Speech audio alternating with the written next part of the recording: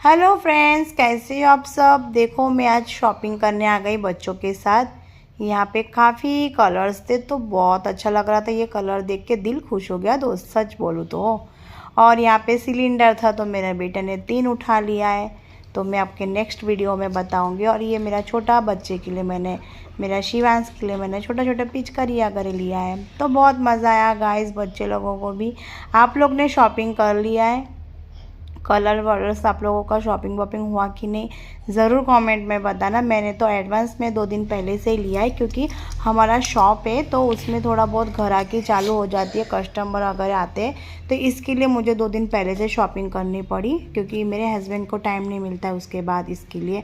तो ये मेरा छोटा बेटे को मैंने दिया है, तो उसको येलो कलर उसका बहुत फेवरेट है, तो मैंने येलो कलर का ही मैंने उसको दिया है, तो वो भी खुश हो गया। और ये मैं हूँ। तो bye guys, happy Holi advance में।